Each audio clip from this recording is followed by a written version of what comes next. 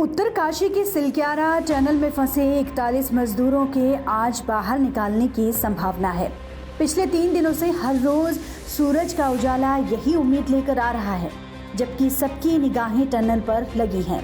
सारे इंतजाम कर लिए गए हैं। मलबे में 50 मीटर तक पाइप डाला जा चुका है, जबकि करीब 10 मीटर पाइप डाला जाना बाकी है। 23 नवंबर को केवल 3 मीटर पाइप ही अंदर डाली जा सकी। अब केवल 10 मीटर की ड्रिलिंग बाकी रह गई है। लेकिन चैलेंज ये है कि कल शाम से रेस्क्यू ऑपरेशन पर रोक लग गई है। ड्रिलिंग का काम रोक दिया गया था, अगर मशीन में खराबी के बाद रेस्क्यू रोकना पड़ा।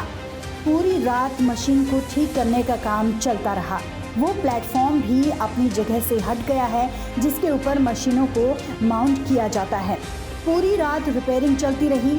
अब तक टनल के अंदर 50 मीटर की ड्रिलिंग हो चुकी है। जहां एक ओर सुरंग में फंसे तमाम मजदूरों को बाहर निकालने की कोशिश जारी है, तो वहीं दूसरी ओर आस्था का रुख भी अपनाया जा रहा है। जी हाँ, जहां एक ओर टनल में फंसे मजदूरों को बाहर निकालने का काम जारी है, तो वहीं दूसरी ओर आस्था का रास्ता भी अपनाया जा रहा है। जी हाँ, सुरंग के बाहर बाबा बैजनाथ का मंदिर बनाया गया है और इसके साथ ही स्थानीय लोगों का मानना है कि सुरंग हादसा बाबा बैजनाथ की नाराजगी की वजह से हुआ है। स्थानीय लोगों के मुताबिक 4 धाम ऑल वेदर रोड प्रोजेक्ट के लिए बन रही सुरंग के निर्माण में मंदिर को तोड़ दिया गया था और इसी के बाद से ये हादसा हुआ।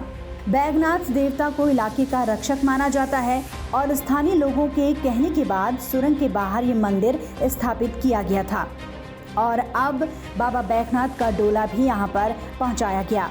धर्म और विज्ञान कहीं भी कोई कसर नहीं छोड़ रही, लेकिन बार बार रेस्क्यू ऑपरेशन में अड़चन आ रही है। देश के मन में सवाल है कि अब बुधवार रात तक ये बताया जा रहा था कि किसी भी वक्त सुरंग के भीतर से खुशखबरी आ सकती है, तो फिर अचानक क्या हो गया? वही सिचुएशन काफ़ी ठीक है, क्योंकि रात में हमें 2 हिस्सों पे काम करना था। एक तो जो मशीन का प्लेटफॉर्म उसको पुख्ता करना था, रिवैम्प करना था, वो आराम से हमने रिवैम्प कर दिया और रिवैम्प करने के बाद फिर मशीन चला करके ऑगर को निकाल दिया और पाइप के मुंह पर जहां पर थोड़ा सा कहीं पे दबाव था, उसको दबाव को हटाने के लिए पाइप को काटने का काम अभी चल रहा है और मैं उम्मीद करता हूं अगले घंटे में वो काम हमारा कंप्लीट हो जाना चाहिए। वो कंप्लीट हो जाने के बाद फिर हम जो हमारी नॉर्मल प्रक्रिया है ऑगर ड्रिलिंग की, उसके लिए अपनी तैयारी करेंगे। मशीन में ऑगर भेजेंगे, वेल्ड करेंगे नया हिस्सा और फिर जोड़ करके नई ड्रिलिंग शुरू करेंगे। उसमें हमारे लिए एक बहुत बड़ा पॉजिटिव है, जैसे मैं कह रहा था पहले कुछ साथियों से आपके, कि पार्सन्स कंपनी ने ग्राउंड पेनिट्रेशन रडार से जो स्टडी की है, उसमें हमने ये पाया है कि अगले 5 मीटर तक 45 के बियॉन्ड कोई मेटेलिक ऑब्स्ट्रक्शन नहीं है। इसका मतलब साफ है कि हमारी जो ड्रिलिंग है वो स्मूथ होनी चाहिए, क्योंकि जो मैं कह रहा था जब हम पुराना मलबा निकाल रहे थे, उसमें हमें 2 मैंगल्ड पाइप्स, बिल्कुल ही घूमे हुए मुड़े हुए पाइप्स मिले हैं। इसका मतलब पहले वो कहीं हमारे लिए उलझन कर रहे थे।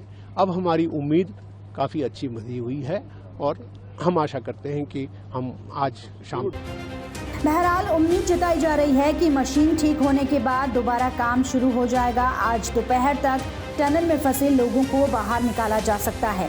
टनल में एक टीम जहां ड्रिलिंग के काम में लगी हुई है, तो वहीं रेस्क्यू के काम में लगे लोगों की सेफ्टी के लिए ड्रोन सेंसर रेडार का इस्तेमाल किया जा रहा है। वैसे कल्पना करना बड़ा मुश्किल है कि सुरंग के भीतर जहां एक एक पल का इंतजार मुश्किल है, वहां 9 दिन बाद मजदूरों को खाना मिला था, जहां बिजली और पानी तो है लेकिन सूरज की रोशनी नहीं पहुंचती। वो मजदूर आखिर अपना वक्त कैसे काटते होंगे? इंतजार यही कि जल्द से जल्द मजदूर सही सलामत बाहर निकलें। नीतू गौरकिला, नवोदय टाइम्स, पंजाब केसरी।